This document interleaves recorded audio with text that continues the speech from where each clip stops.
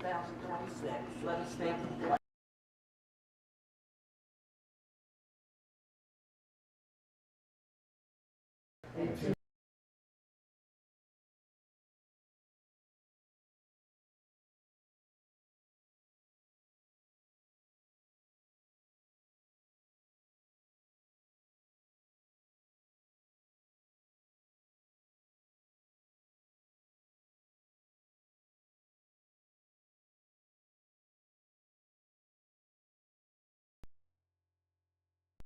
To those minutes.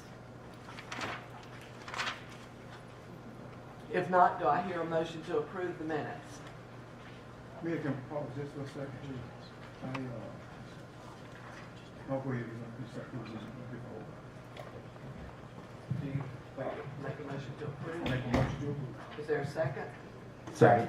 All those in favor, let it be known by saying aye. Aye. Minutes are approved from our January 6th meeting. There were no public comments, so we'll move on to old business. We will, our first item is the backflow preventer valves. Randy? Mayor and council, as you know, at the last council meeting, you asked staff to check, see if the plumbing code required a backflow or an expansion tank in the plumbing of a building that receives a backflow prevention valve. So we reached out to Kevin Marks, Nash County Building Inspections, and he confirmed that a building that has a backflow installed and has a standard water heater does require an expansion tank. So that the two customers that have requested reimbursement of their hot water heaters that they had to replace after they put in their backflow prevention valve, I called their plumbers, and the plumbers told me that they did not install an expansion tank, and they didn't go into the building to see if there was an expansion tank. So the likely reason that those water heaters began to leak is because when they heated up, they created pressure. That pressure had no place to go. The water heaters were old, and they began leaking. What are your thoughts, council? You can see the manager's recommendation.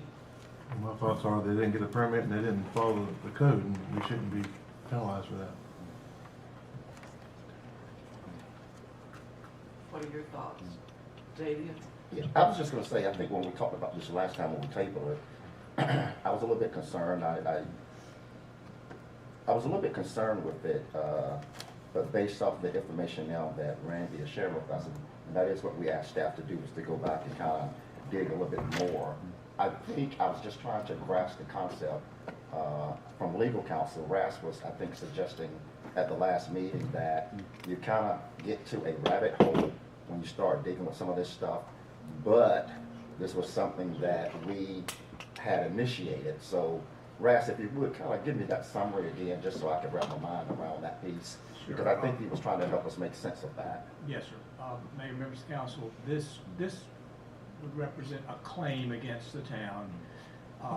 You know, strictly speaking, I understand from Randy, it was processed through the League of Municipalities Pool Risk Fund. The insurance adjusters looked to see if the town had legal responsibility, and as to the expense of installing the backflow, I think the answer was yes. My understanding from Randy was that they implicitly determined that the town didn't have legal responsibility, it wasn't covered under the insurance policy for paying for the hot water heater. So that was the determination made by your insurance adjusters on the legal issue, whether you should feel that there was a responsibility, a legal responsibility to pay for the water heaters that were indirectly caused a leak as a result of the backflow flow prevention device and the plumber coming in and fixing or removing the backflow, but not checking to see if the expansion tank was going to be required. So I guess the issue is whether, as a matter of goodwill, the town would just elect to pay those costs because the municipalities decided that in their view, you were not legally responsible. So that's the issue for you. whether you would want to. And Raz, if we do replace them, shouldn't we do like insurance companies? They weren't new, Exactly. so we need to look at their age if we decide to do that and reimburse on that would be legal. That would normally be the measure of the damages, would be the depreciated value of those tanks, not And replacement. they were like costs. 10 years old, weren't they, I believe? That's what I'm saying. So even, Mayor, if I may, so even though we must understand that they are commercial units, I'm sure, and not residential, what I think I'm grasping then is from the perspective of prorating based off of good faith. I think that's accurate. Okay. Mr. Harrison. And that's kind of where my assessment is at this point, because I think at this point we're dragging out a situation that we really did not intend to get this far. It was a mistake. We've admitted that. We tried to rectify that in the best way with good faith as we possibly could.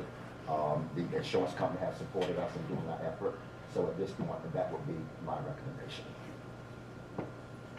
So I would have good faith if they followed the rule of law, and they did not. Larry, what are your thoughts? I too had some concerns as well, because all this started because of a mistake that we made. But I think we've done everything we possibly could do, with the help of Randy, doing some more research and even contacting the plumbers that actually did the work for the other people. So I don't want to get into I want to be a good neighbor to our citizens. We have a exemplary record of trying to be cooperative and working, being fair with our citizens. So I'm inclined, even though the plumber didn't do what he should have done, I'm inclined to give them a reimbursement based on a prorated depreciation of the water users. That way, the citizens can't say we just shut them off altogether. That's, I don't want to use the word, that's our way out, but I think that's the most fairest way we can do it. I don't think they'd have any recourse. Raz, based on that, I don't think any business would have any recourse with us if we refunded them on a prorated basis. Do you think? Well, whether the town wants to do that or not is of course your call. It strikes me as a reasonable compromise, but that of course is your call, because I understand Mr. Lump's position that if in fact the plumber should have inquired and pointed out that the expansion tank was going to be required, but the plumber didn't. We did. So that's where it leaves the town in terms of, But shouldn't they go back to the plumber instead of the town for that? that's certainly one entirely appropriate response as well. Well, what I'm looking at, if we prorated and let them pay part of it, then if they want to recoup the rest of it, then it's up to them to go back to the plumber. I'm sort of stuck on this too, because the reason that they're in this situation is because of a mistake that we made. However, we cannot be held responsible for the mistakes of others. Right. And the plumbers clearly made a mistake. The onus is on them, but now we're asking them to go and start an action against the plumbers. And how successful will that be? How much money will they have to spend in order to do that if the plumber doesn't say, yes, let's make it right? So I'm sort of stuck here too, where I don't think it's our responsibility. I don't want to set the precedent where we take on the responsibility of the mistakes of others. But at the same time, I don't want to be a bad neighbor and leave people hanging when the beginning of it was because of an error that we made. Well, I'm not saying that we will tell them, go for the rest of it. Well, that's left entirely up to them. If they won't accept what we reimburse them and be satisfied, that ends it. If they're not satisfied, then it's up to them, and we're not telling them what to do. It's up to them to go to the plumber. But we definitely aren't buying new water heaters for them when they're 10 years old. And none of those, no, I'm not suggesting buying a new unit at all. Now, what do we do as far as any claims that haven't been brought to our attention at this time? I think we need to put a cutoff date for any claims that may come to us. And what are we doing as far as releases of any liability? We'll have everyone sign a release. That, in terms of settling with any of these folks that are making a claim against the town, that's part of what you do. You get a release if you, if you're willing to pay a certain sum of money in satisfaction of the claim. And I asked Randy if he knew of other claims that might be coming along the same lines. And I don't think anyone's come out of the woodwork at this point. Something to think about, because obviously you are setting a precedent. But, so probably a decision you make should legitimately apply if somebody next week makes the same sort of claim. I guess it's although, you know, the heater failure, you know, I wouldn't think there would just be. It strikes me as being something that is somewhat unusual. I don't think you're going to have a large number of these types of claims in a town the size of Nashville, but there is an unknown there. Randy, our fund that we had, that we were giving these reimbursements from, we have not exhausted that fund, have we? No, it's the water fund is where we were pulling the money from, so. So do I hear a motion? The manager, you saw what he recommended. What is the desire of the council? Mayor, if I may make this motion, typically I'm not going to go against the manager's recommendations because I do trust and have full confidence in the mayor, in the town manager, Randy. But on this particular case, I think it is in the council's best interest that I make this motion to move forward with good faith as the council and do this effort with a appropriated rate will be my motion. Do I hear a second? I'll second. All those in favor, let it be known by saying aye. Aye. Nay. Okay, okay, motion carries. And make sure it's prorated like it should. Do we have to make that decision right now, as far as what the? Would be helpful, I mean. That's what I was thinking. I'm remembering when, Councilmember Xavier, when he Googled the average life of a water heater, it was like 8 to 12 years, wasn't it? Yeah.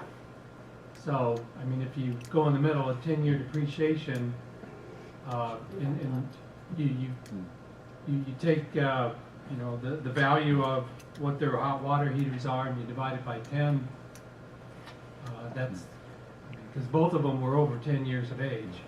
So you're about $65 for one and $469 for the other one, which is what you're saying. Yeah.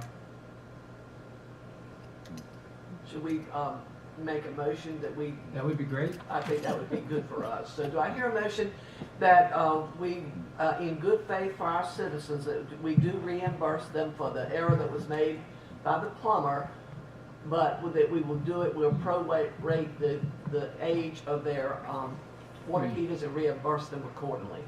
I'll approve that motion. I mean, I make that motion. Is there a second?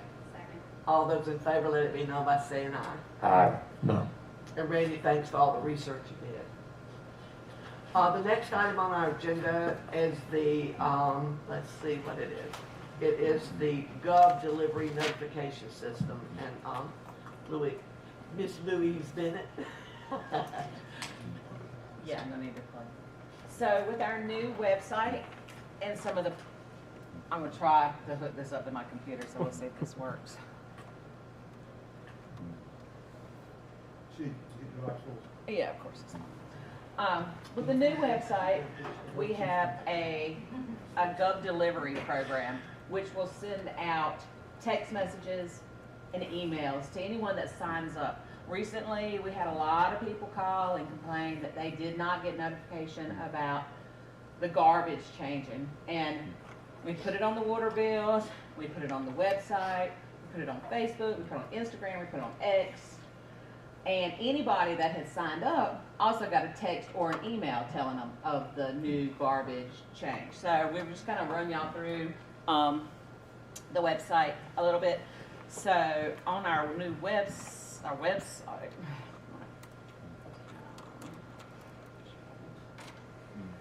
when you first sign up,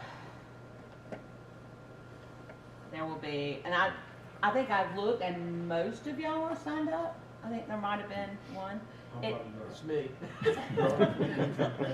there's I'm guilty the as first charged. time you go to it, they'll pop up and it asks you to subscribe, or people can go down to the bottom and says subscribe for updates. And you put in your email address and you submit it. I've already done it, so it's not gonna let me do it again. So just, you can sign up for emails or text. It gives you an option later on.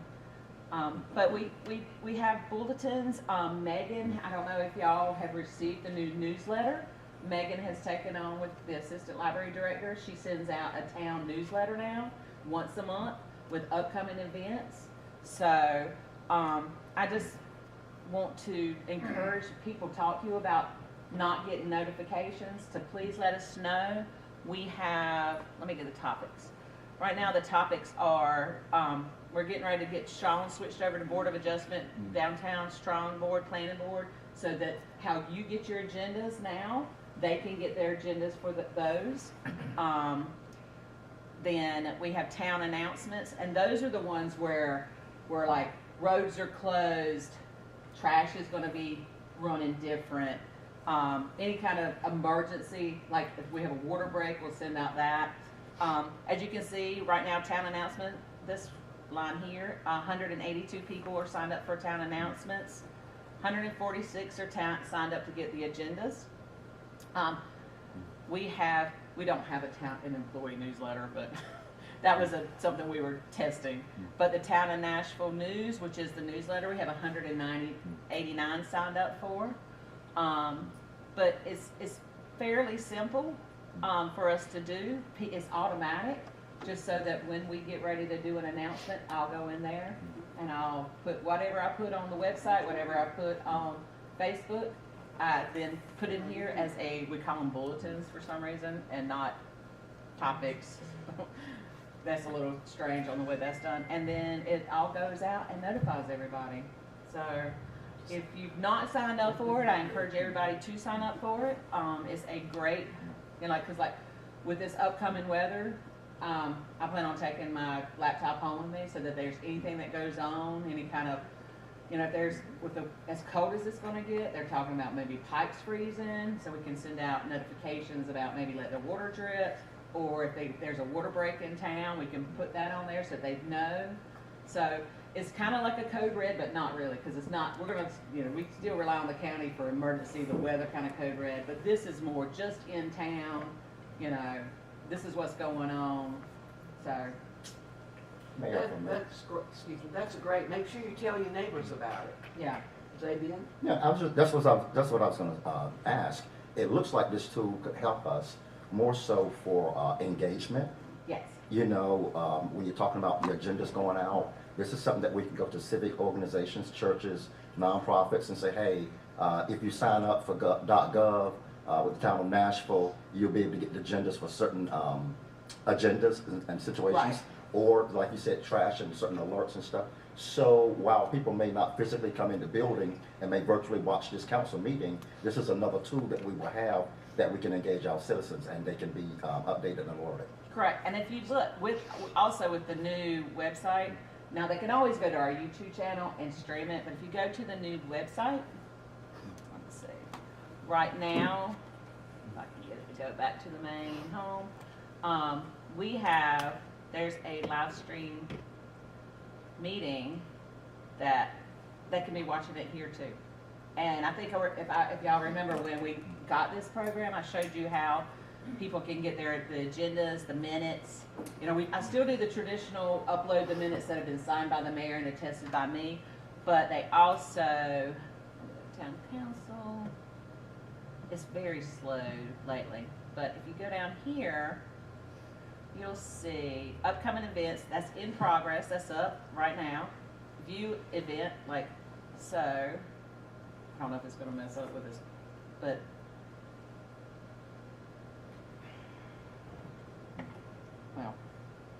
but we can see our meeting going on, right?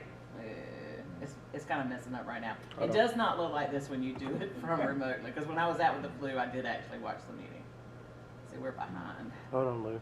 It may be a few seconds behind. Oh, okay. But they can watch it in progress.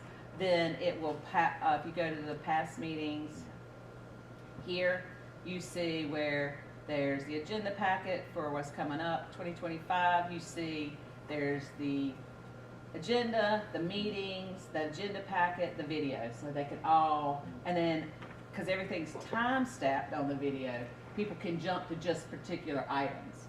So it's a pretty good, it's a good program. I really want more people to sign up for Gov Delivery, but in the first, I sent out a bunch of, kind of a media blast online, and within a day we had gone from like 89 to 189. So we're just wanting, because I know there's a lot of people that do not use social media, and that's going to just have to be spread by word of mouth. So. Well, Lou, thank you so much. You're welcome. And I'll see if I can sign up.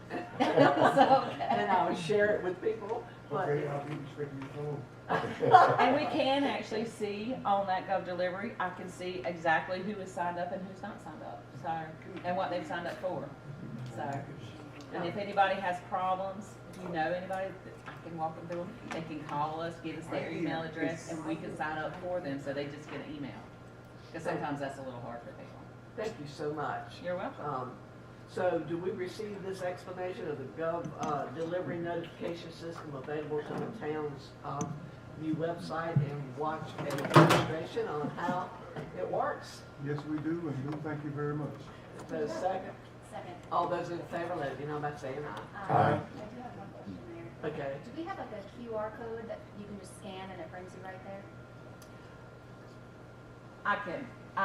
Yes, I've created one, and I think it's at the front of at the town hall. I put a flyer up there. That might be easiest, like farmer's market, town Right, hall, and any also that events gets that we them have out. where you can just, everyone has a phone at this point, Yep. Maybe not internet, maybe not, social media, but Right, and if you've ever looked now at the website on your new, we'll continue on a little bit, on the new website, on your phone, it is so much nicer than it used to be. So it's more, it works better with a smartphone. I like that. But yeah, I'll get those flyers out once farmer's market starts. Maybe we'll put it on the water bill. I don't know if there's enough room or not. We'll Did you to have see. a question, sir? One thing that Slade, please go to that microphone, please. just very quickly, one thing that I was going to say, I work as a senior technical engineer, and we're kind of going away from QR codes. Like, we're putting out a lot of information now that QR codes can be used to directly install malware via a single click. So I would personally be against utilizing a QR code for the simple fact that that is becoming more prominently known. Similarly to, there are scams you may be aware of where someone sends you a PDF via email or a link via a text message.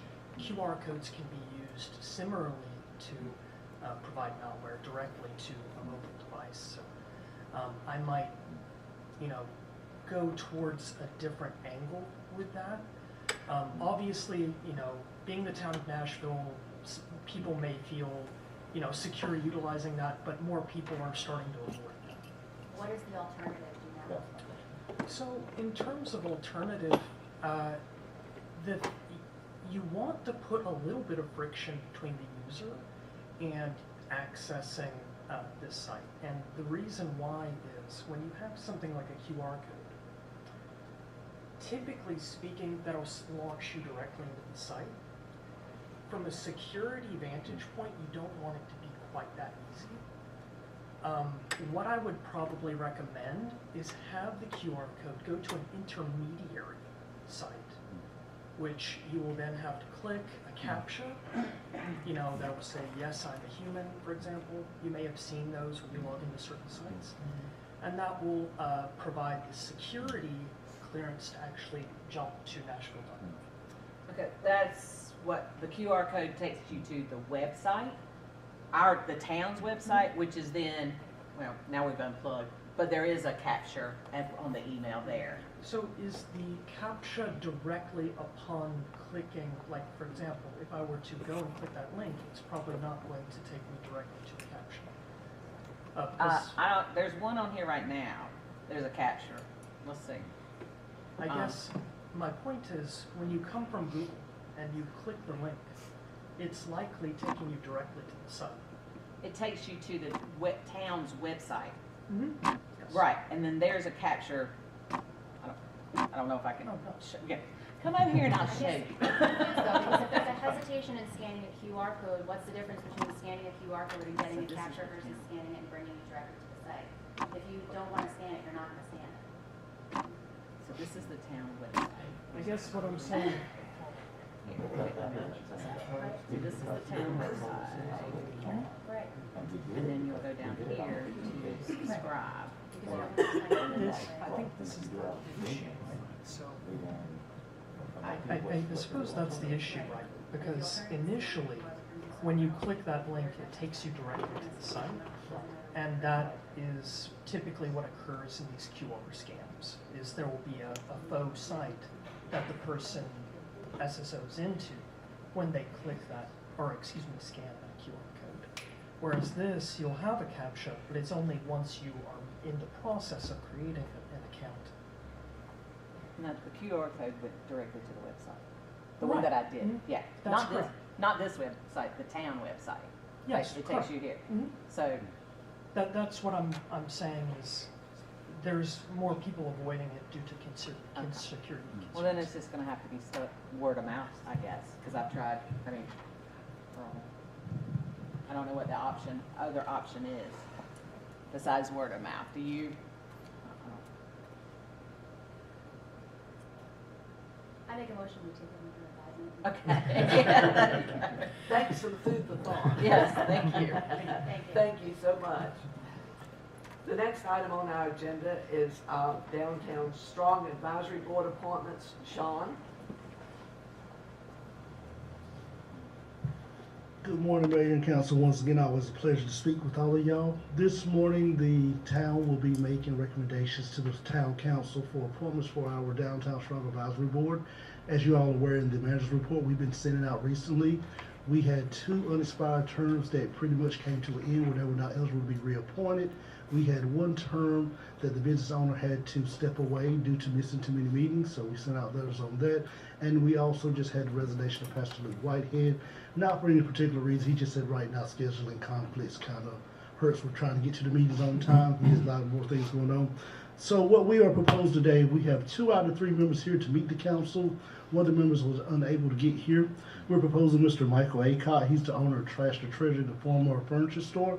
Mr. Acott was unable to make it today. Of course, in the business that he's doing, antiquing and collections, you got to be out early in the morning at those salvage places, at those auctions, getting that type of stuff. So he was unable to be here, but Mr. Acott brings a rich history of working on boards. In the manager report last week, we put in there that Mr. Acott did serve on the City of Richmond and City of New Orleans Historic Preservation Board. So we think he will be a great addition to our downtown board. After meeting with him, he looked very forward to working with us, and he truly sent his apologies on not being here today. We also have with us Latanya DeBois from Eagle Eye Management from the Nashville Junction. Latanya has been very instrumental helping the town with our steering committee, with Parks and Recs. She's very involved with the downtown. She's very involved with launching new great ideas over here in Nashville. We are thrilled, like I told her yesterday, that she picked Nashville to launch and plant her business at, and she has been a great asset to us in the downtown. And also Mr. Slade Woodard. Slade has been attending the downtown meetings for about 2 years. He's very great ideas, great initiatives. He took on the initiative of looking at the sidewalk, seeing what needed to be repaired and fixed. So he would be taking Pastor Luke Whitehead's spot as the residents. So those are the 2 business owners we have and the resident. And of course, we'll have 1 more spot open for a business owner that we'll be filling in the near future. I will bring up.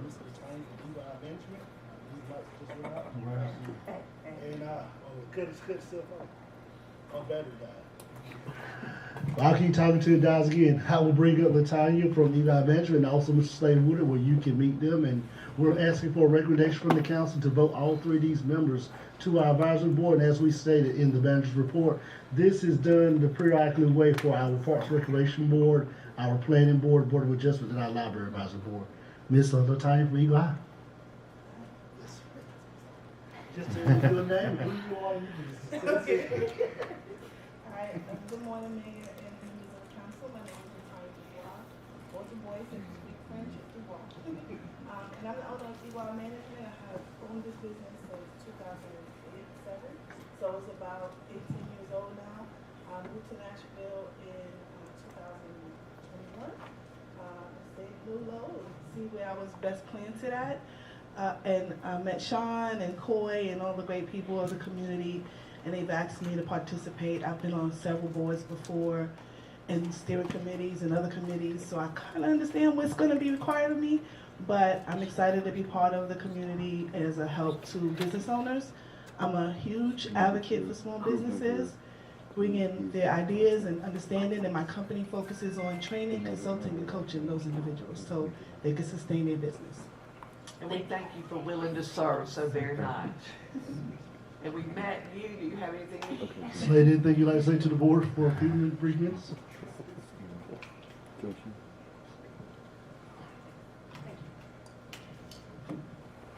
I think, so I have spoken in front of the council a few times. I've been very familiar with the formerly MSD board, I suppose Downtown Strong board now, for the past 2 years or so. I didn't realize it had been that long, Sean, until I looked at my emails last night. But there have been a few updates since I think the application was put in. I was recently taken up to senior technical engineer. I work for a company called Reg Ed, which specializes in financial regulations and financial regulation compliance for everything from very small insurance companies all the way up to Fortune 500 banks. I spent a large portion of my career working directly with businesses, trying to figure out what it is they need, how to best convey those things to their clients in a compliant way, and how to improve their technical offerings as well. Presently, I do a lot more back-end work, but I am regularly in calls with clients, and I work pretty diligently to try and improve their situations. I am extremely active in terms of literally physically being active around this area. I probably walk around it 4 or 5 times a day. I apologize for being a little underdressed. I walked here. But I just appreciate your time today. And thank you for serving also. So he's the guy that I see walking around town.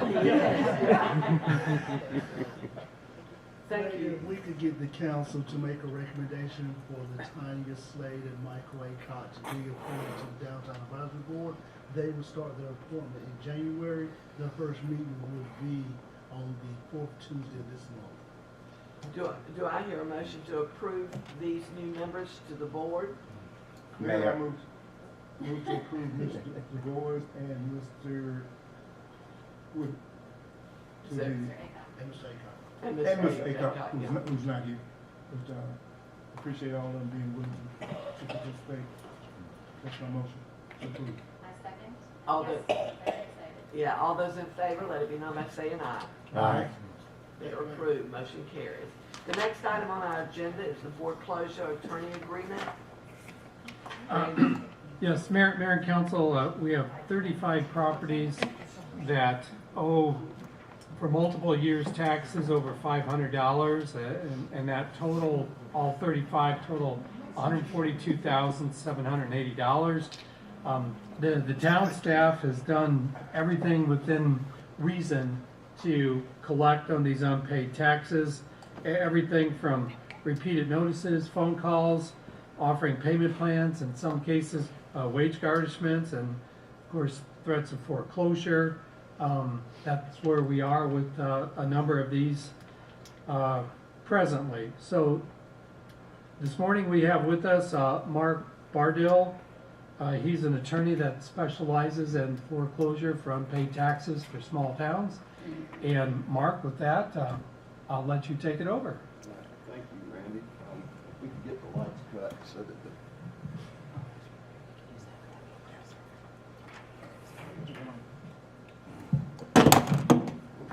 hello, is this one working? Yes. So, I am Mark Bardill from Zacchaeus. been working in this field since 1985. I have my website pulled up. I think it's displaying right now. And a couple of the services we offer are mortgage-style foreclosures and in-rem foreclosures. Right now, the contract under consideration is for mortgage-style foreclosures.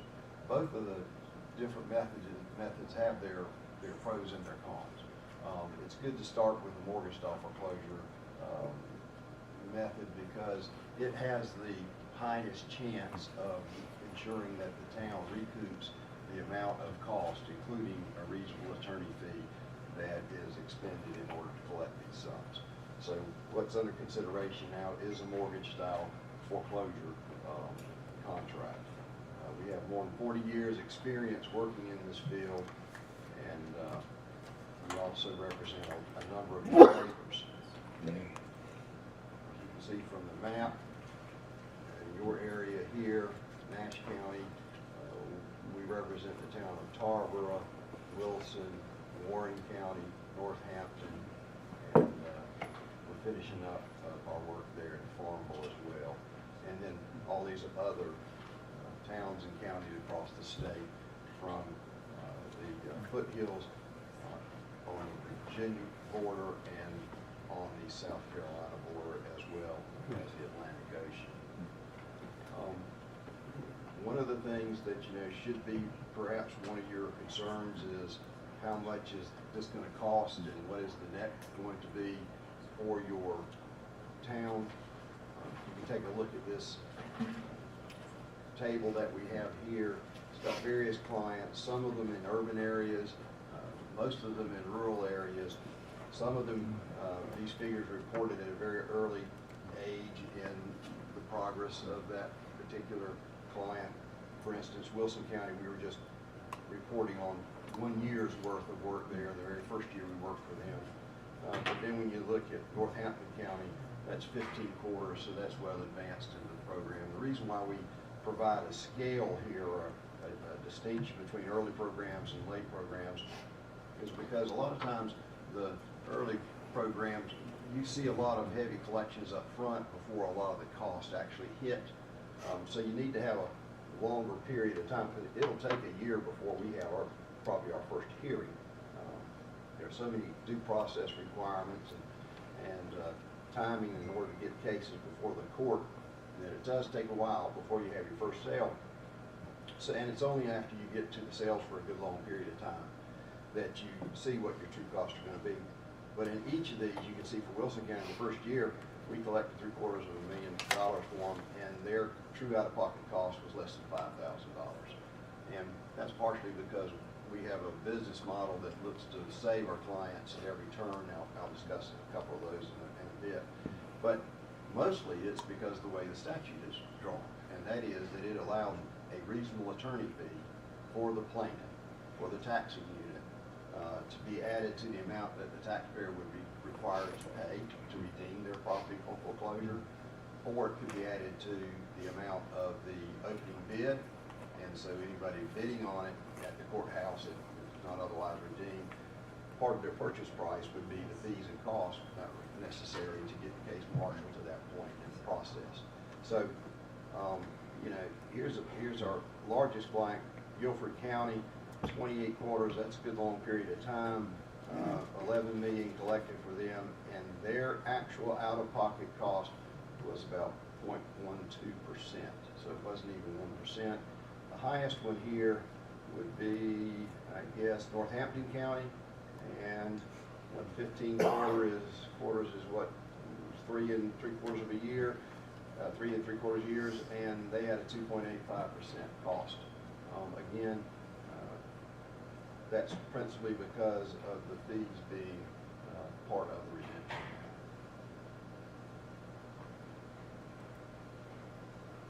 The scale of our practice, you'll have to get back to the home page, provides several benefits to the client, like the town of Nashville. Because we're across the state and have the volume that we have, this is all we do, and we have it, we think, fairly organized and efficient. Our fees are typically half to 2/3 of what the competition charges, yet we're the most experienced firm, have the most capacity, and we're involved from everything from doing pro bono work on behalf of the property tax collection community before the General Assembly. We're working on a U.S. Supreme Court case right now, all pro bono, to making sure that taxpayers are treated right and their money is collected for all of our clients. Last year, just under 2,000 cases were closed by us. This year so far, we've closed 80, and right now we have 212 parcels listed for sale. Now, that number there should be significant for you because that's going to drive interest in your properties that we end up selling here. We hope that it's few and far between, but for those that do have to sell, if we have that kind of volume for sale at any one time, then that gives you an idea of how much interest there is across the state, because this webpage sees about 15,000 hits a month. And no matter where your town is, if it's on this scroll, people are getting attention, or giving attention to it, and can take a look, get this data, be interested in their properties, in your properties, and come to bid at the courthouse. The reason why I'm making a concerted effort to relay that to you is because the last thing the town wants is to own these properties. The goal here is to collect the money. It's not to divest the taxpayers of their property. It is to try to effect a solution, collect the money, and wrap the case up. But if it does go to sale, if there's a lot of interest in your properties, then there is likely to be a bidder. That person will bid. If you make the opening bid and to the extent that it includes the fees and costs, then you're going to be reimbursed, and there won't be any out-of-pocket cost for you at that point. Right now, we've got 27 upcoming courthouse sales. That means 27 parcels in various locales that are up for sale. 3, as of the beginning of the year, have been redeemed. That's the name of the game I'm mentioning to you. 2 have been sold and conveyed, the sale confirmed and the deed recorded, and 7 are in the upset bid process right now. Who gets all this work done? And that would be this crowd here. My son, Ben, he's been with us for 5 years. He's our associate attorney. Mitzi is our office manager. She's one of our North Carolina certified paralegals. She's known me longer than she's not known me. And so she's been with us for a long, long time. She's the queen pin of the operation. Shelley, the assistant manager, believe it or not, started working with us when she was 16 and has worked for us ever since, except for a brief period when she decided to work for a vet. And then she came back after I promised her that I would buy her a pony. And then there's Melanie is another one of our certified paralegals, as well as Courtney. And for instance, just to give you an idea of the organization, Melanie's in our skip trace group, and so she works on our process of service by publication. Emily's the lead title searcher in our title search group. Hope's the group leader of our court and sales group. Christina's the leader of our certified mail group. And Cheyenne is our leader of our skip trace group. So we have these groups that are all responsible for particular parts of the process. And I'll explain a little bit of that in just a little bit more about that in just a little bit. Resources for our clients on the website. If the town becomes a client, your staff will be able to have a client portal here, and we have lots of articles that will help them become familiar with how to go about being our partner in this collection process, and they can access this at any time, together with some of our legislative and judicial affairs notifications. As far as the process is concerned,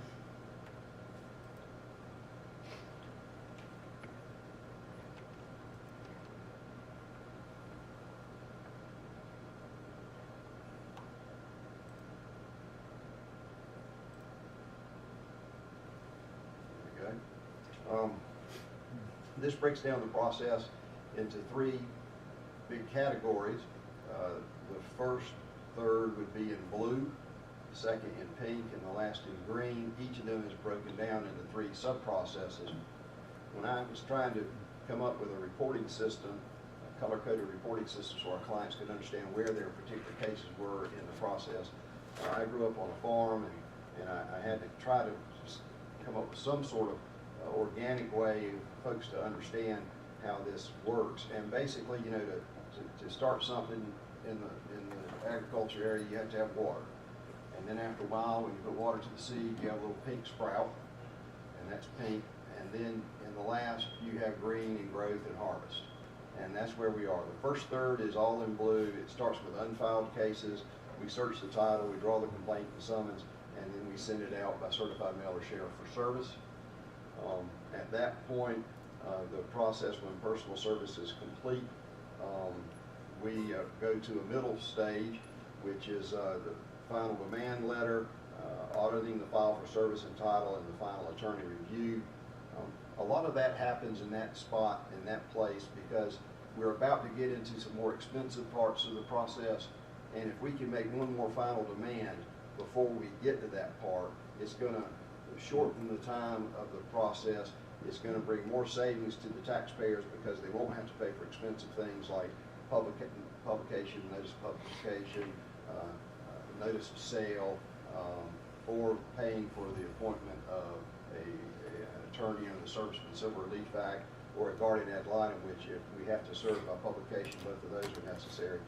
So in that pink section, we're able to do a little bit extra work, try to contact the taxpayer, give them one last chance to pay before we go into some of the more expensive stages. And of course, the expenses are big to them, because if the cost of the proceeding are add to the amount of tax for them to redeem, well, you don't want to make an insurmountable mountain for them to have to climb in order to get that done. And it's, again, another reason why we do this on a large scale, and our fees are half to 2/3 of what our competition charges.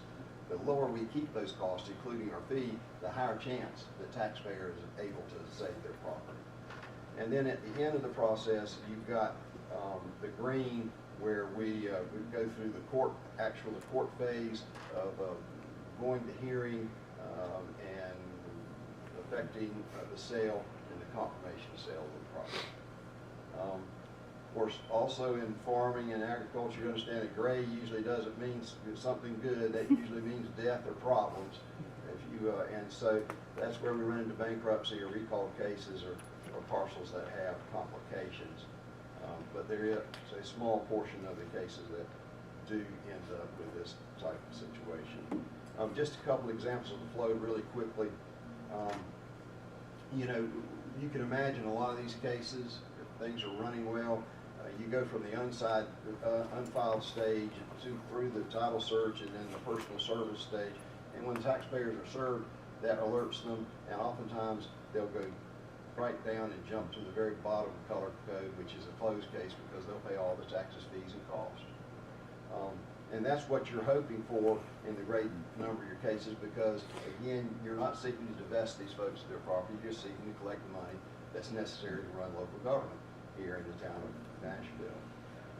Another example of the flow would be if we ended up going through the stage of personal service, and then upon the audit that we did in the pink section of our services, we discovered that the sheriff was mistaken in the service on a person. Service is very important. This is their property. This is a state action that may have the effect of divesting them of their property interest.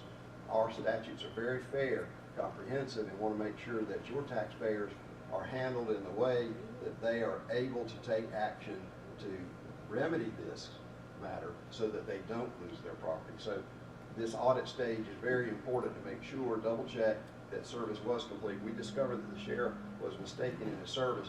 You can see here that our case goes back up to the personal service stage, and we complete our work after finally getting service, goes to the rest of the processes, and ends up with a closed case.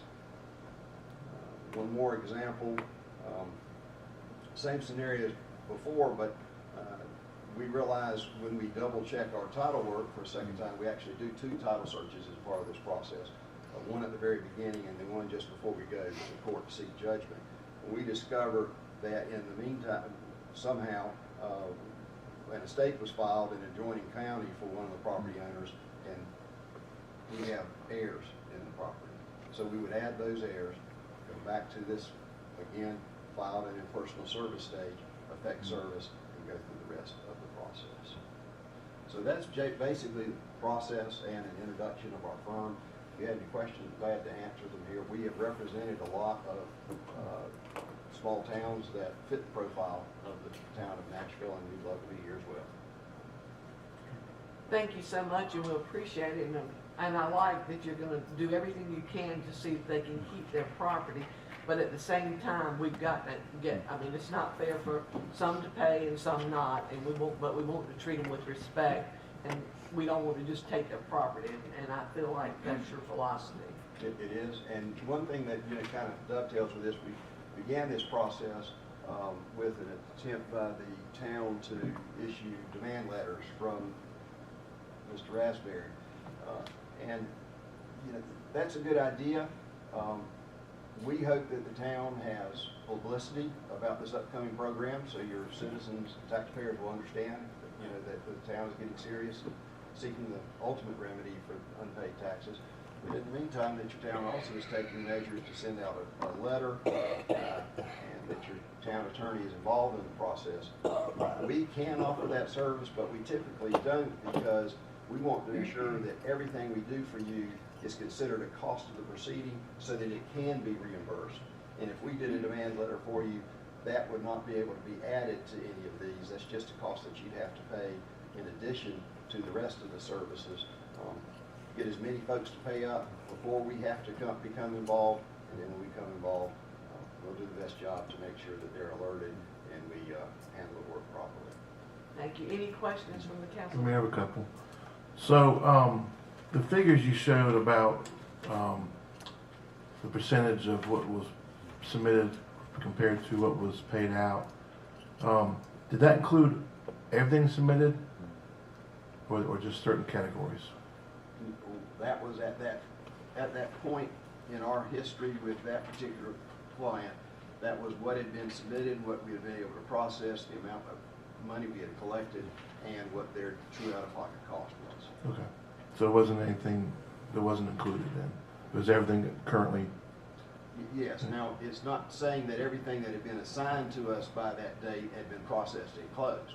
There were certainly a lot of unclosed matters that were still in the pool of parcels that they had assigned to us. I was looking for the fine print to make sure there wasn't anything exceptions to the rule and stuff. No, and I think when you look at the various ages of those programs that we show, it illustrates and would capture all of those particular situations. If you have a 28-quarter program that's illustrated, for instance, any of these things that you might think, well, may not have been included, by that time in the history of the program, everything's been aired out. All the laundry's been, handled in one way or the other. So any of those concerns would have already been worked in so that you could have seen, the effect of those other things that you would be worried might not have been included. So that's a big enough. So if we have a property that's unwanted for many reasons or any reasons, and we have to take it back because it's not paid, and we go to the courthouse and it's us. So that would be, that's also included in your list. Yes. Okay. Let me go back to that list real quickly here. I won't take much time on it. And while you're doing that, does any of this list include payment plans, or these are non-payment plans? They're Non-payment plans. non-payment plans. Yeah, we didn't put on the list for the packet anybody that was an active payment plan. Okay. I have a question about the list. I see two properties that look like they're in the ETJ. Number 9 and number 30.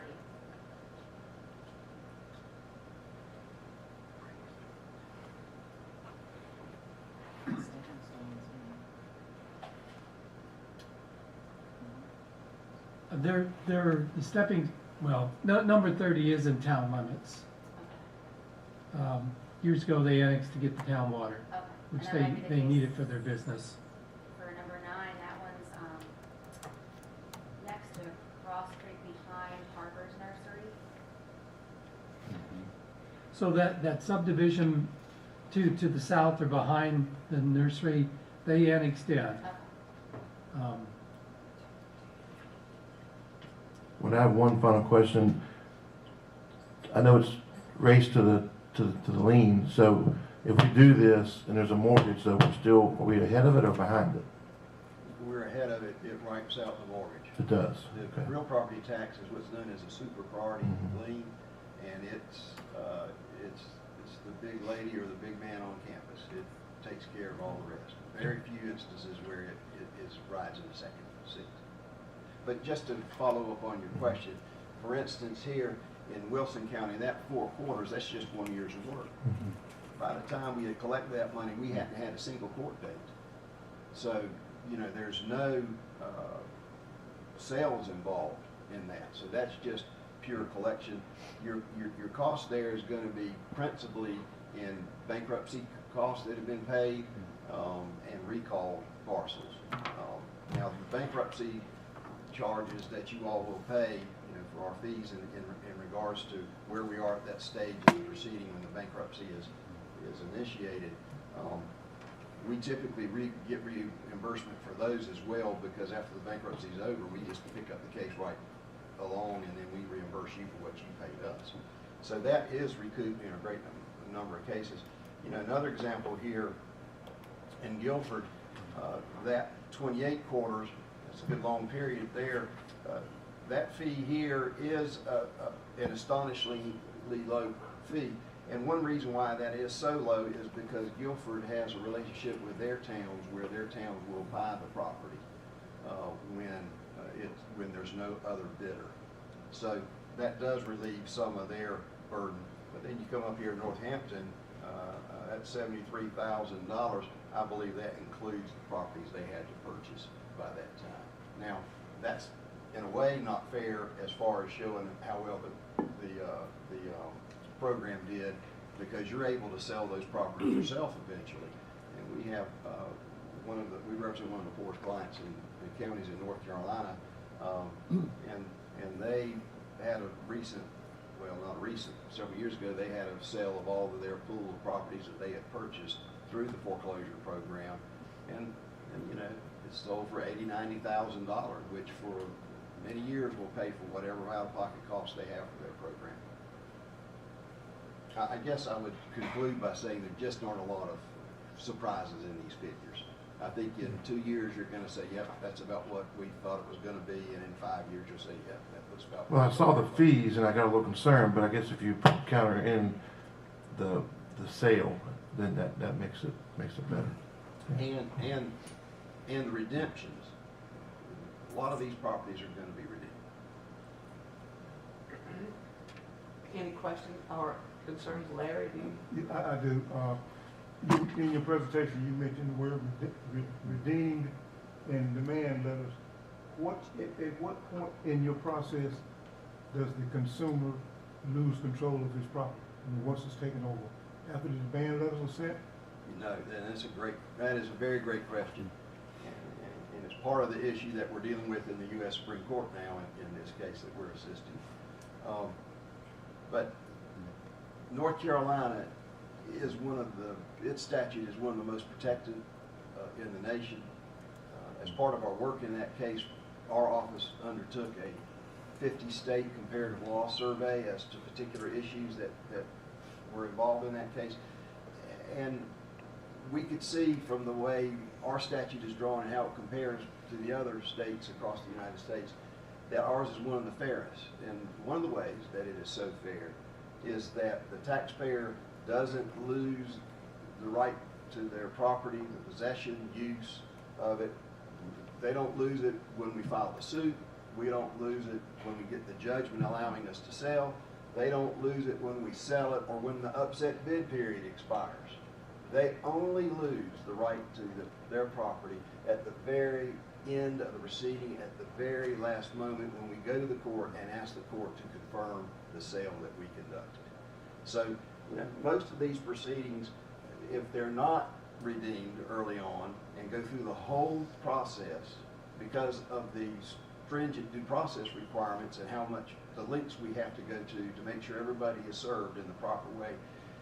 From the beginning, when we file the suit until we get it through the sales process, is going to be at a minimum, a year, maybe sometimes 2 or 3 years. So they have a very large window of opportunity to pay and resolve this matter. And the way we work the process, we try to leave the most expensive part of the process, as far as the costs are concerned, to the back end and give them opportunities in the front end to pay without even having to pay those.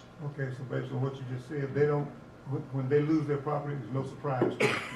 No, sir, there should be no surprise. Should be no surprise. And about the list that we've got here, I went through the list the last couple of days, and yesterday I contacted a few of these residents up here, and a couple of them said that they had already paid. I had one that come up yesterday and paid. I had one that called me this morning, said he was en route to town to pay. But I would like for us to make sure that this list is as current as possible, that we don't publicize any of these addresses up here if they've already paid, we just overlook it. That's no problem. I think that this list was just an example. Okay. But prior to us, turning over addresses to him, we will make sure that they still owe the balances. Okay. If they did come yesterday, that list has been, 2 weeks ago maybe? Yeah. So we're just updated. This is just, The statement I just used, if they do lose, it's not gonna be a surprise to them. because we really have sent out a lot of letters. And Okay. the postage is 74 cents per letter. And we keep doing the same thing. Don't talk They're about, just disregarding it. don't talk about postage, that's my retirement. Mayor, if I may, just in summation, I want to thank, your name again? Cardell? Mardell. Okay, I wanted to thank you because I think in all of the questions that we've concluded with, especially with Larry's last question about the homeowner being able to have that right up until the very end, my observation is it suggests probably why your name of your company is Zacchaeus Legal Services.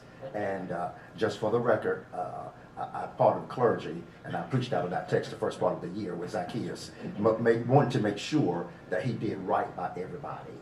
So I certainly understand that, and I can appreciate the nature of work that you do to ensure that not only is the town treated fair, but the citizens are also treated fair. And I think here in Nashville, that's what we want for all of our citizens. So thank you once again. Okay. I'm gonna be the longest one. So on this property list, we obviously have some where the amount that's owed is greater than the value of the property that we're dealing with. What do we do in that situation? So it's really a matter of how you want to look at the process and how comprehensive you want your program to be. The more comprehensive, the higher your collection rate will be eventually, even if you have more expense in the front end as to some of these properties. The truth of the matter is, on a good number of these properties, unless you go through the full process, every year you're going to be dropping off another year's worth of taxes. And the property will never be in the hands of someone who will be able to pay the taxes. That's going to drag down your overall collection rate. The less your collection rate is, the less you can base your budget on it. And so it's very important to try to make every parcel shoulder its share of the cost of local government. And so, most of our clients, I would say, are very reasonable about it.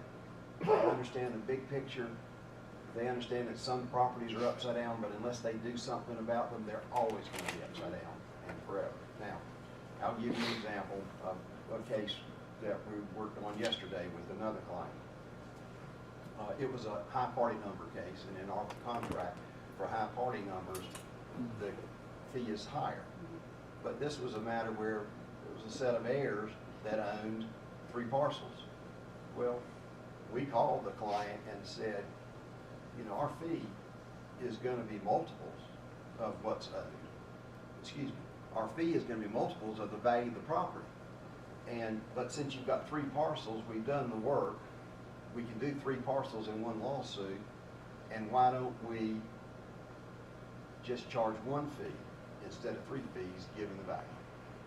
And of course, they agreed to that, and, you know, we're gonna be able to move that case on. Now, all the time, you don't have multiple parcels to be able to spread that cost over, but unless you get the work done, you're gonna be writing off those taxes every year. And also, unless you get that work done, there's nobody really gonna be able to own and enjoy the property, because particularly in our property cases, there's so many parties, no one wants to be the person to step forward and take care of all the business, because that means a big share of their own funds is paying for everybody else's interest. In this particular case, we had more than 40 heirs. But, you know, one was a home with some significant value, the other 3 lots were just vacant lots.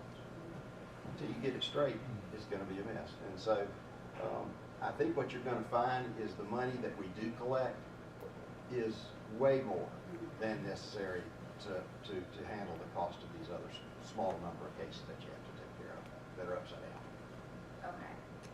Now, as far as the fees that we owe to you, so if you start the process, and you go through your, I forget the colors, the blue and then the pink, so it's before the big bucks have been spent, but you've done work. If someone does come forward to pay off what is owed, is your fee included in that? Yes. Okay, so the only time, I guess, there's some terminology here that I'm not familiar with, so recall fee. So when does the process of recall happen? So, again, in that example I was just mentioning with the 3 parcels and the 40 heirs, that was an option open to that client. Instead of incurring our fees and moving forward with the case, after we had done the title work and disclosed the complication and the upside down nature of the property, they could make a decision and say, Barty will stop. Who's that? The client could make a decision and say, Barty, Zacchaeus, stop. Here's a recall fee, plus your out-of-pocket expense, like our copy charge and our skip trace subscription charges, which usually are only, you know, a few dollars. And stop your work, we recall that from the assignment. You do not have to proceed. And sometimes that occurs, but oftentimes not. The client decides to go ahead and move forward. You know, a good example is perhaps someone on the list is a World War II vet. I think some of those are still surviving in different places.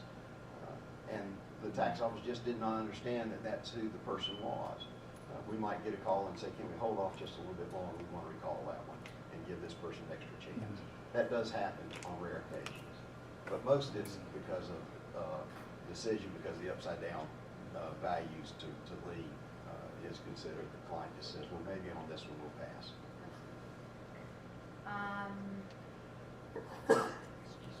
And if I could interrupt, just maybe to allay some of your concerns about the fees and maybe give you a better description. Typically, the town will not be responsible for our fee until the money is on the table. And most of the time, when the money is on the table, it includes enough to pay all the fees and the costs. So that's the majority of the cases. There are a few exceptions. If someone avails themselves to the protection of the bankruptcy court, we do send in an invoice for what's owed at that time. You do pay us, but then we pick the case back up if the bankruptcy is terminated. And there are situations where if the tax office, your finance department, if they don't contact us and let us know when it's paid in full, and we continue our work, you will pay the fee in that circumstance. I'm going to skip over to the agreement.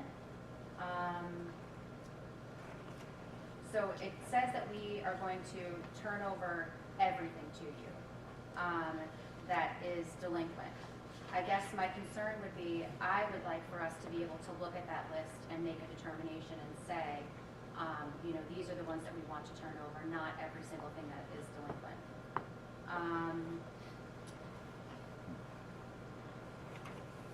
You also talk about turning it over in batches.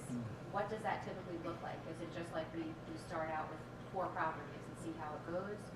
No, what we typically, you know, in order to be able to charge half to 2/3 of what our competition charges, we have to have you know, a client on the other side that just doesn't want to do this kind of work piecemeal. And so what you need to do is look at your delinquent pool, what qualifies for the parameters you've given your finance office to say, hey, these parcels should be in your delinquent pool, and then we want those parcels.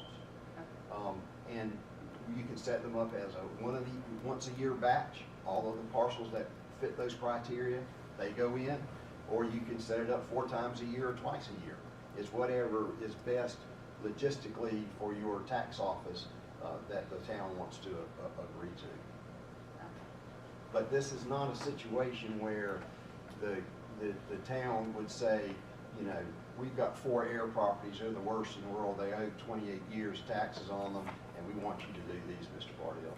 We've got to have a comprehensive program, or else we won't have enough parcels to be able to pay all that it's going to cost to do all the work to collect from A to Z. But it's pursuant to whatever our parameters are, saying, you know, it's been delinquent for X amount of time, or it's not on a payment plan.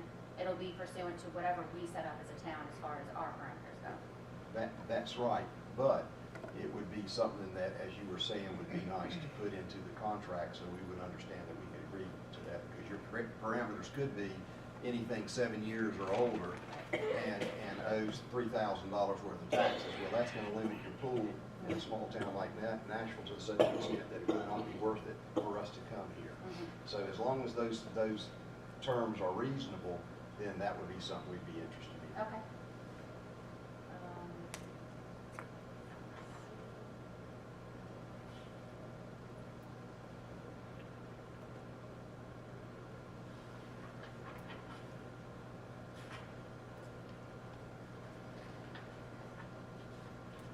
A lot of these that I circled were having to do with fees, but you've explained that. One of my concerns, so it says that the agreement, after the 2-year period shall automatically renew unless written notice is given. And I also don't see any sort of termination or breach of contract or anything like that. So I guess, if, you know, we're working, and I understand what you're saying, where the process takes up to 2 years, so you can't just terminate halfway through because half of your work has been undone. But I guess when things aren't done on time, all you have to do is send a letter explaining why. We don't have to agree to what that is. So it could have been, you know, we were short-staffed or something like that. But that's, to us, it's something that's in your control, not out of your control. So I guess I would like some sort of clause in here talking about, like, if you know, maybe you're not happy with the load of work we're giving, we're not happy with how the work is being done, some sort of termination or way to get out of the contract, I guess. I understand those concerns. The only thing that concerns me is that with a program like this and the nature of these kind of suits, 2 years to be able to get started, the startup cost and how much we'll put into getting this program off the ground. If you decided to terminate within 6 months or 12 months, we'd have a big loss here. So what if we were to do a 2-year contract that does not automatically renew? It renews upon the agreement of both parties, and then going forward, a termination added in where if, you know, you're unhappy with the work at 2 years and 8 months, that the parties could walk away. That would be fine. We don't have to have an automatic renewal. It's really as much for our clients as it is for us, because renewal oftentimes just takes an inordinate amount of time during the budget process. And it's a lot of times seen by our clients as an ease. But we know that we don't have to go through whatever you all might do, an RFP or putting it out for bid in some other less formal way. So if you want to have a non-renewal clause, it's not a problem for us. Okay.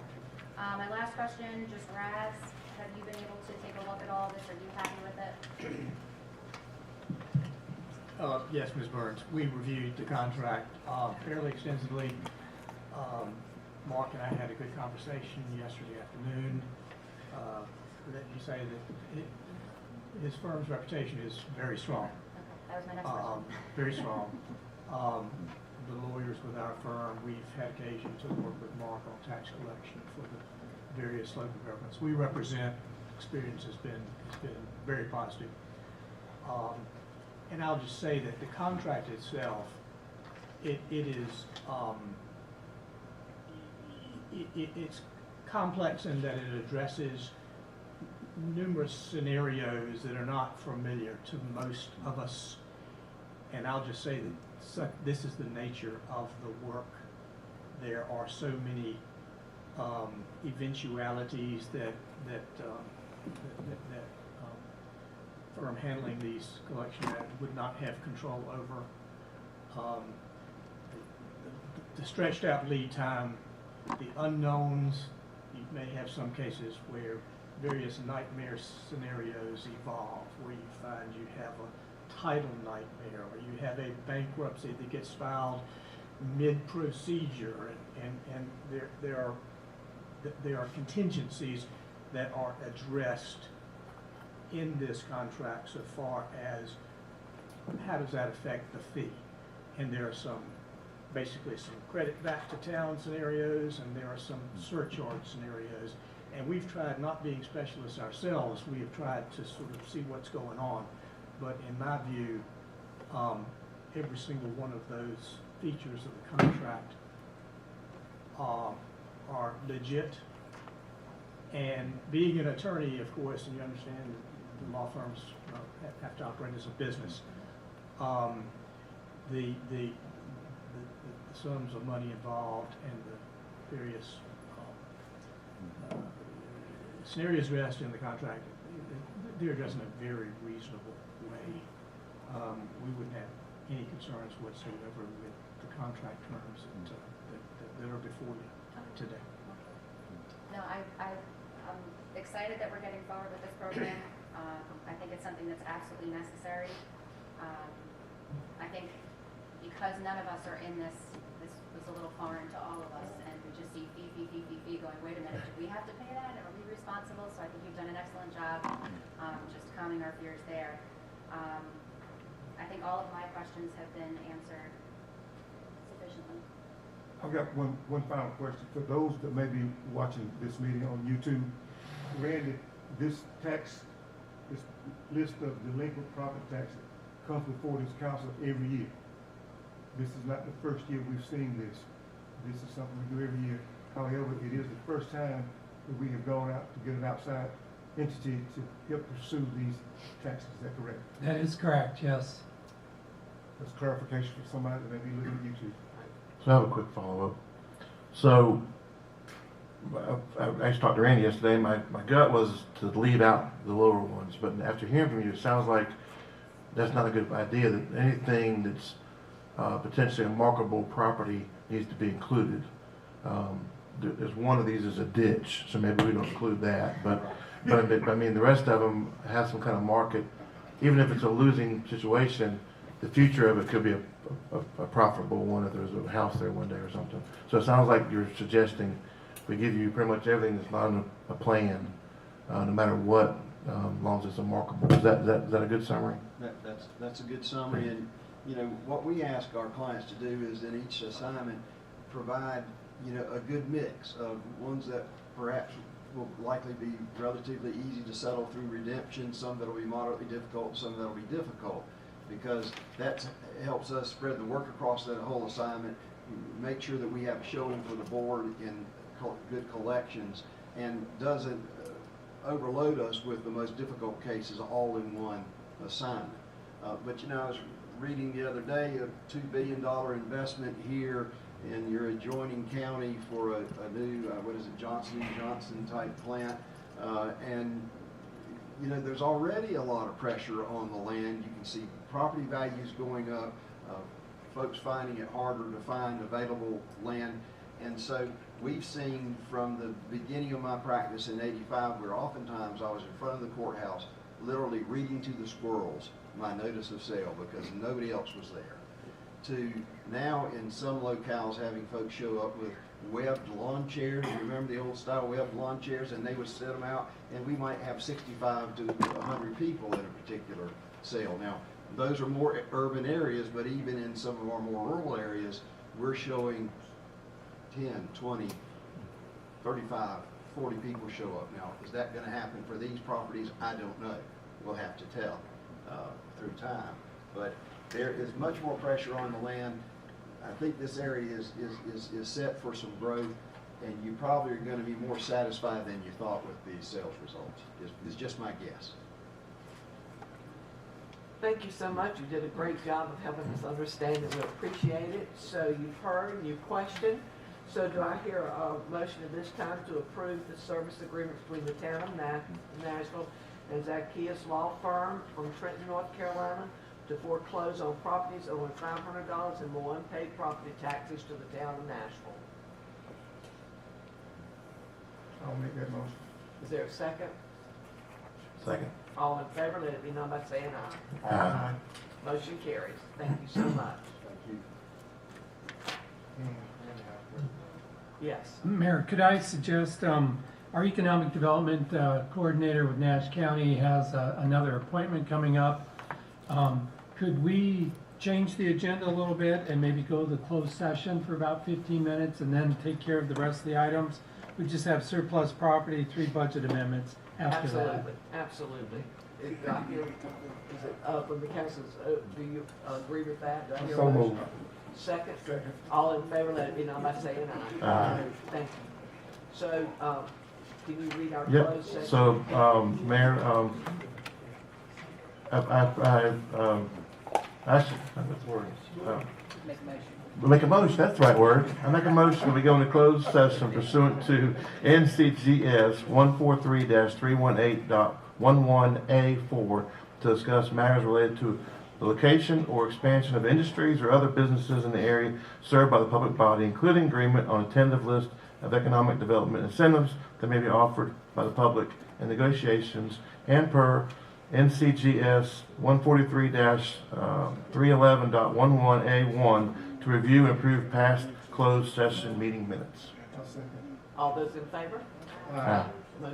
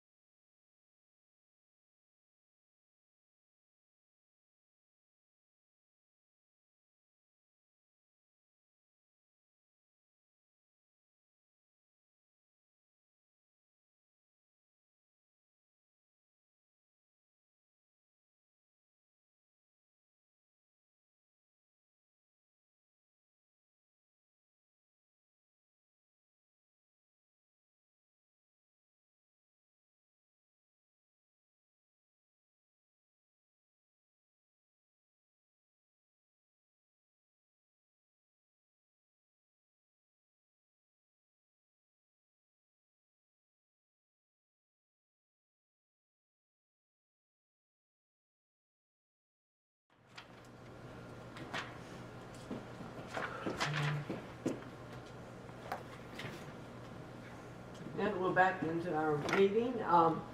The next item on our agenda is surplus property. Okay, so periodically, the need for a surplus property auction arises for various items that are no longer being used by the town. The Parks and Recreation Department has items that are no longer used and need to be declared surplus property. There's a 2003 Chevy 1500. The truck will crank and run with a jump, but has antifreeze in its engine oil. And Coy is here to answer any questions about the actual equipment. And a 2011 electronic sign trailer. From what I understand, that's the one they bought from Emerald Isle. I think it worked for a little while, but then one LED light panel is out and the replacement panels are not available. It would be good for parts. So we're recommending that you approve Resolution 2602, declaring the Parks and Rec 2003 pickup and the 2011 electronic sign trailer as surplus, and authorizing their sale on Auctions International online auction. Do I hear a motion to accept this? Move to accept, is that online? Is there a second? Second. All those in favor, let it be known by saying aye. Aye. Our next item is budget amendment number 12. Tressa? Right, budget amendment number 12, recognizes $5,000 in new revenue received by the Nashville Fire Department as a donation. These funds are allocated, of these funds, $2,800 will be used to purchase a gas air monitor, and the remaining $2,200 will be used to purchase smoke detectors and other related equipment. Budget amendment number 12 increases both revenues and expenditures by $5,000, and this has no impact on the fund balance. Do I hear a motion to approve budget number 12? So moved. Amendment. Second. All those in favor? Aye. Next is budget amendment number 13. Budget amendment number 13 recognizes $500 donation received from Property Wharf Maintenance and Construction to support FY26 Shop with a Cop program. Budget amendment number 13 increases both revenues and expenditures by $500 for FY26. Do I hear a motion to approve budget amendment 13? Move to approve. Second. All in favor, let it be known by saying aye. Aye. Next is budget amendment number 14. Budget amendment number 14 recognizes $3,500 in grant funding rewarded to the Nashville Police Department. Nashville Police Department applied and received the Sparks Good grant to fund equipment and supplies for the Nashville Cook Team. This grant will support teams' deployment during natural disasters and emergencies, to assist with the EOC operation. Budget amendment number 14 increases both revenues and expenditures by $3,500 for FY. Do I hear a motion to approve budget amendment number 14? So moved. Is there a second? All those in favor? Aye. And that brings a conclusion to our meeting for today. Are any comments from the council? There's one other thing we've got to do. Chief Jordan, can you come talk with us about the weather? Because I know you've been keeping up with it. Good morning, Council and Mayor. I stepped outside earlier during the meeting to sit in on the state weather briefing. They've been having one every day this week. The one today was not what I wanted to hear. Between Christmas and New Year's, I told Mr. Lansing in his office one day, my biggest fear is another ice storm. Now, we've not had one in a long time. Well, it's leaning more today toward an ice storm and not a snowstorm, which brings the issue of power that we're gonna have to deal with. So we started yesterday. I met with Chief Shockley, Jason Glover with Public Works. We're already in the process. We're going to have a staff meeting tomorrow afternoon to go over everything. We've already started our mileage on fuel for Friday, where we'll take and fill all the vehicles. We'll get the mileage to hours. We've already gone and taken drone pictures of where the laydown yard would be for limbs, debris removal, so that way if there is funding, that's where it will go, because all that's got to be taken care of. So we're already in the process of doing a lot of things behind the pictures. The one thing I do want to stress, Saturday and Sunday is one thing, but Monday, Tuesday, Wednesday is going to be something too, because we're looking at temperatures Monday those single digits and not getting out of the, I think 25 is a high. That is extremely cold for this area. So we're looking at all these different things that are going on with this storm. But give comfort that we are doing what we're supposed to be doing and making sure that we've got everything straightened out. There'll be a weather briefing. There's another one this afternoon I'll be in, but we're following this thing thorough. I cannot push out to our citizens that are watching. Go ahead, get your stuff straight. You do not need to be on these roads Monday or Saturday, probably through next Tuesday or Wednesday, because these roads are going to be extremely slick. Down power lines are going to be a thing because of the tree limbs getting heavy with ice and snapping. So that's all one of these things we'll have to watch on too. I'm going to get with Chief Shockley. Probably Friday afternoon, we're going to sit down and we're going to have a little class on things to look at for patients. One thing I do remember out of the last ice storm that we had, when people started losing power, people would do whatever they have to stay warm. People pull grills into the back door of the house to make heat. That grill pumps in carbon monoxide in the house, and then we have issues there. So we've got to look at what different things are that we've got to recognize. PD, we're going to do a little training with them to make them understand what to be looking for if they get to a scene before we do for carbon monoxide. So all these things. There's a lot of different things going on with us. I would rather have a snowstorm, and really, truthfully, I'd rather not have either one of them. But we'll deal with whatever we got coming. But right now, it looks like we're going to have an ice storm instead of a snowstorm. So, but I will keep y'all. I've got one question, and I ask this question because we have a very, all of them important, but we have a funeral planned for our pastor on Saturday. Are you saying that Saturday will be an impassable day? I'm saying Saturday is probably going to be, well, he said there was two scenarios this morning. One starts at 7 o'clock Saturday morning. The other one starts a little bit later, probably after lunch. Saturday's still kind of iffy. So we're still having to look at that. They did have a meeting this morning at the county to look at shelters across the county. I'm not talking with Trip Bunn, who's the emergency manager for the county. I'm not talking to him yet about that, but I've got a meeting with him later on today. So we'll look at that. If there is some need for shelters where there can be one at, probably be out toward Nash Central High School, but I don't know that for sure yet. But we will push that out. I'll get Lou to push that out as soon as we know stuff also. So we use her new information that we can use. Again, we're doing it as soon as a state of emergency is sent out by the governor. What I will do is me and Mr. Lance have already told the county that we will go under them like we always do with our paperwork. Maybe you'll have to sign paperwork on that. As soon as that happens, I'll get the paperwork used to go get that signed and notarized. So that will be taken care of also. Coy and Chris Aycock have done some things to help out too. So Parks and Rec's playing a part in this too. So it's a team effort, and the team is moving forward. So we're making sure everything's going to be handled here in town. So, if you have any questions? No, but again, I'd just like to say, talking about a team effort, that I cannot say enough all the time about what a terrific team we have in Nashville. Yes. From the firemen, the policemen, the maintenance people, the town office, Randy. It's just such a great team. It's a real blessing. I feel like I need to change the name of my town to Zacchaeus. But anyway, okay. Mayor, if I can, council, and people watching, we do anticipate, as Chris said, very cold temperatures.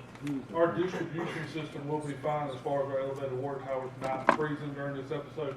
However, we do anticipate there's going to be a lot of citizens' pipes freeze residentially, under their house, even in their yards. We will respond appropriately. If it is an emergency, we will try to respond. But our priority is going to be cleaning the streets. So just let everybody know, we do anticipate with single-digit temperatures, water lines freezing. So, Do we have any recommendations for our citizens? Are we supposed to? Keep water spigots dripping, a steady stream of water. You will incur just a little bit more in your water bill, but that steady flow of water will keep water from freezing residentially. Like if you have 3 bathrooms, do you need it running in every bathroom? I would recommend, yes ma'am, yes ma'am. Because your water lines are running throughout your house, So your main trunk line coming in, if you have a bathroom in the east or the west side of your house, if you do both of them, then you'll keep the water running, so. Yeah, and then an extra $20 on your water bill's a whole lot cheaper than a plumber coming to replace Amen. pipes. Correct. The pipes will initially freeze. You can call the town and advise us that you don't have any water, but just know that that's going to be the case. The issue is going to be maybe next Thursday or Friday when they unfreeze. That's when you're going to have water leaks. We're going to get a lot of calls for service to go cut water off at that point, and we'll be advising the citizens to call the plumber to make those repairs. Any repairs we'll make them appropriately. Obviously, if we have any broke water mains, that's an issue. If we have little service lines or 2-inch leaks, they're not going to be an issue during this incident. So, any other questions?